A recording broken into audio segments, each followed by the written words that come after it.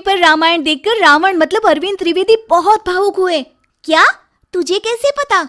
Hello app से। देख, ये है हेलो ऐप। जैसे ही आप हेलो ऐप डाउनलोड करते हो, ऊपर सर्च बार में हेलो ट्रेंड्स मिलेगा, जिसमें सभी ट्रेंडिंग न्यूज, वीडियोस, आर्टिकल्स मिलेंगे। उससे आप डे टू डे इन्फॉर्मेशन से अपडेट रख सकते हैं। ये तो बहुत अच्छा ऐप है। मैं अभी डाउनलोड करके खुद को अपडेट करती हूँ।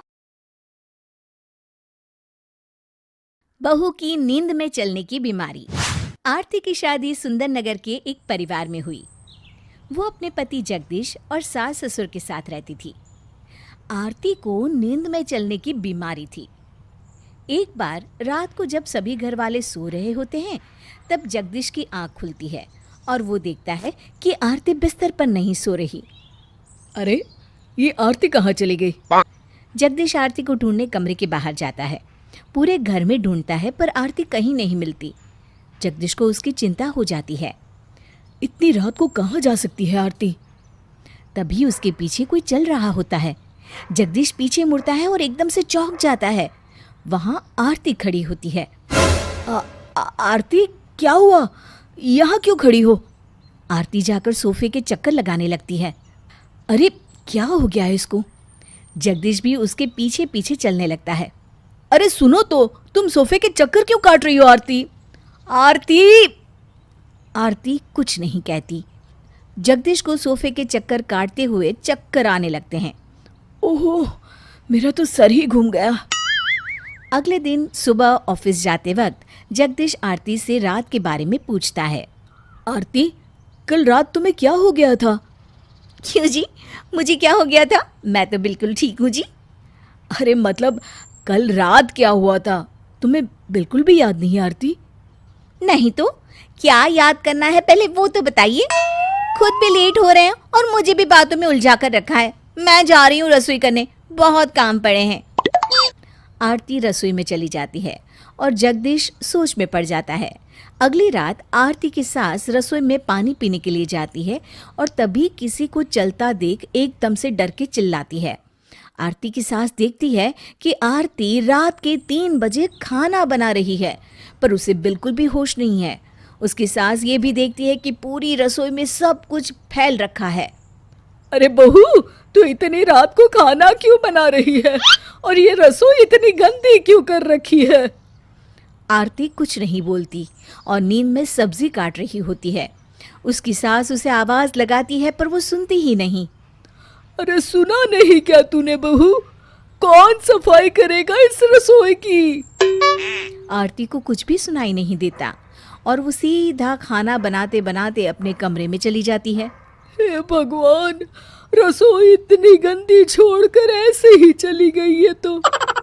सास पूरी रसोई साफ करती है और इतने में सुबह हो जाती है। अरे मर गई रे, रसोई साफ करते करते घुटने भी दर्द कर गए।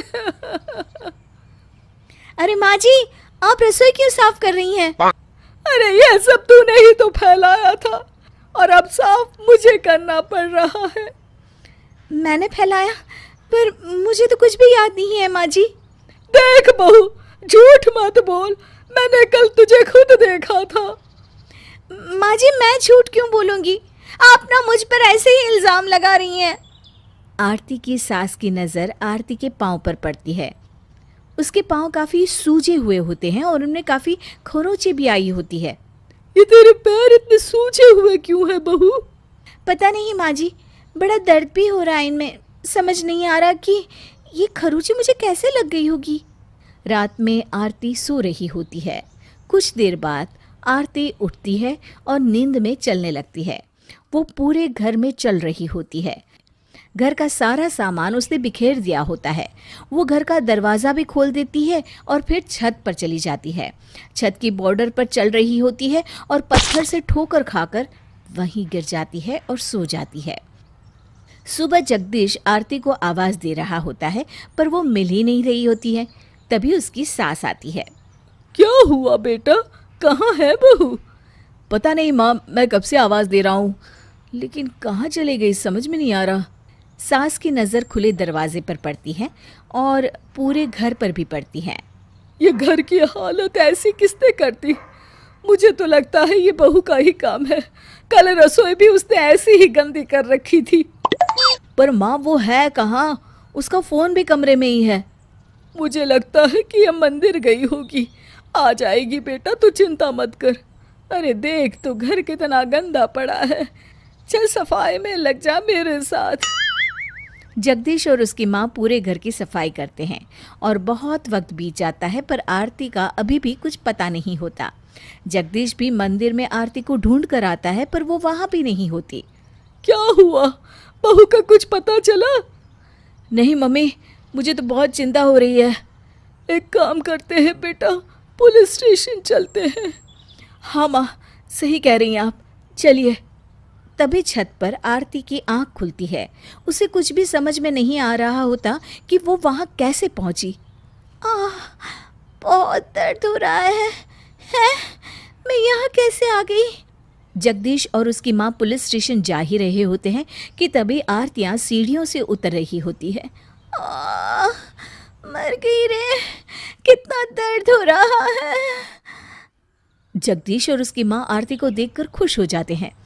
आरती, तुम छत पर क्या कर रही थी? और ये क्या हाल बना रखा है तुमने अपना? मुझे नहीं पता जी, मैं कैसे छत पर पहुंच गई। आरती की सास याद करती है कि कैसे आरती को रसोई में जाने वाली बात भी याद नहीं थी। जगदीश बेटा, मुझे लगता है बहू को नींद में चलने वाली बीमारी हो गई है। हाँ माँ, तभी तो इसे सुबह को कुछ भी याद नहीं रहता। पर ये तो बहुत खतरनाक बीमारी है, बहू को कुछ भी हो सकता है। तो फिर माँ, हमें पुलिस स्टेशन नहीं, डॉक्टर के पास चलना चाहिए। जगदीश आरती को डॉक्टर के पास ले जाता है और आरती की नींद में चलने वाली बीमारी का अब इलाज हो रहा होता है।